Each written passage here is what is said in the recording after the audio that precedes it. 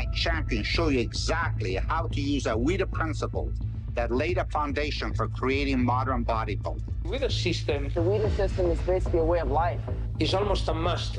You can use the Weider system. If you've got a system there that you can follow, it's going to save you a lot of time and a lot of effort. I'm a believer in the Weider system. If you want a bodybuilding physique, you better be too. I'm living proof that the Weider systems work.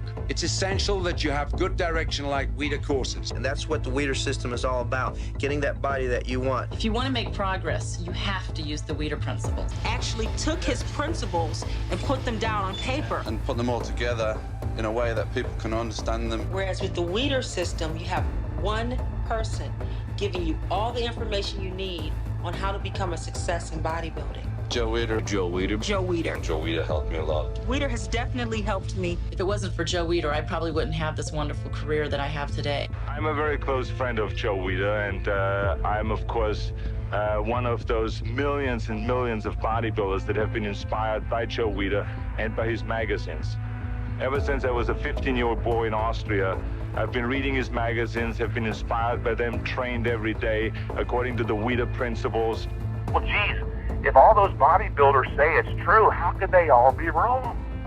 Let me remind you that for thousands of years, millions of people sincerely believed the earth was flat. That didn't mean it was true.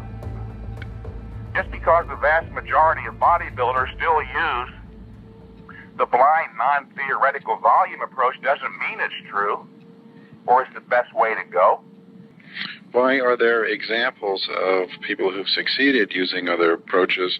It depends. I'm glad you brought that up. It depends upon how you define success. You're making the mistake there, Bill, of citing the final result as indubitable proof of the superiority of a certain training method. I get this all the time, of course, and I love this one because I can answer the skeptics' questions, and I enjoy watching their faces when they finally come to accept the idea later on. Not because I want to be a big shot, because I like seeing people coming to recognize how great logic is in human life. The most typical example I get is with Arnold and Lee Haney. Mike Mentzer, how can you be so damn certain? How can you say that there's only one right way to train and you know it? When we have Arnold and Lee Haney over here training 2 to 4 hours, 6 days a week. Again, the mistake there is in citing the final result as indubitable proof of the superiority of a training method. You would have to go back through Arnold's and Lee's training career and calculate the thousands of wasted hours, training hours, during which they made little or no progress. You would scratch your head and ask yourself the question, didn't they have anything better to do? You would seriously question whether or not their achievement could rightly be termed success at all. When in fact, it's true, most bodybuilders really don't have anything better to do. A lot of them only feel comfortable in the gym. It's the one area in reality where very little is demanded intellectually. They feel at home. In other words, Bill, they've elevated a social need into a training method. I ain't joking. That's true. A bit of reflection, and you know it's true. It's true. We are living in a militantly anti-rational culture where people are actively discouraged from thinking, passively accept, blindly, uncritically follow the group. How many bodybuilders are given to sound, rigorous, logical thought, meticulous reasoning? Absolutely none that I've come across except Dorian Yates, and he could do a hell of a lot better than he's been doing with it. Nobody wants to think. I ain't saying I'm the greatest at it, but I've been working at it a little bit at least, as you can hear. Right. Huh.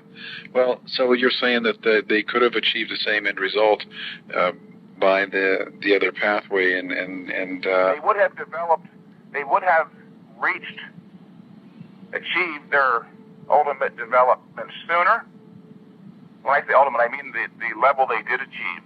They would have developed it, reached it sooner, or they would have gone further had they used the proper methodology. It's not true that all training theories have some merit or are of equal validity.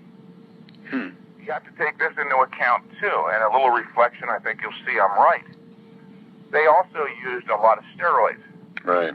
Bodybuilders who don't use steroids and train 2 to 4 hours, 6 days a week, very quickly give up in frustration. Right. They're not given an alternative. They think this is the only way to do it, and erroneously conclude in many cases that they have terrible genetics, or that they're hard gainers or no gainers. Make no mistake, Bill and listeners, more bodybuilders fail to achieve their goals than succeed. I know one fellow client trained for 7 years using every variation of the volume approach from Weider to serious growth to whatever. And he did get a little bit stronger, but even his girlfriend said, his name is Ali, he said, Ali, you just have not built any muscle in 7 years. The vast majority of bodybuilders do fail to achieve your goals, and probably, I would guesstimate that 99% of you in here are frustrated too.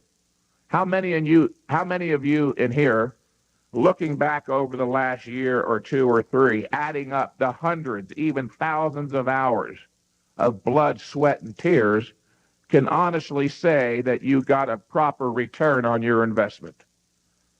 One person. You must be a high-intensity trainer. Yeah, that's 2 of you. 2 rational individuals. But we're not giving up on the rest of you, even though we seem like pricks. We're very loving people. We do care about the future of the world. We like to have you be part of it. Most people know nothing about logic or how to use it, how to use their critical faculties to come to understand different theories, sort out truth from falsehood. Most people are intellectually dependent. They're brought up in a given household. They're born into a given family by chance, into a given region by chance, into a given nation by chance. Uncritically, unquestionably, blindly, they accept the religion their family brings them up in. They accept their parents' or their locale's political beliefs. They're intellectual dependents. They've never learned how to identify and evaluate the facts of reality. And this is seen in most bodybuilders. Just in case you hadn't noticed, the vast majority of articles written on the subject of training consist of little more than a series of arbitrary, biblical-like commandments. Thou shalt perform 4 sets of this exercise, and thou shalt perform 5 sets of that one. Why? Never any reason. Blank out. No logic, no explanation. You see, audience, the realm of the intellect, the human mind, which again is the central focus of today's thought, is much more demanding than the average bodybuilder the bodybuilding writer realizes or recognizes. And that formulating a valid, non-contradictory theory of training requires knowledge, not just of human physiology, but man's method of gaining knowledge, again, logic.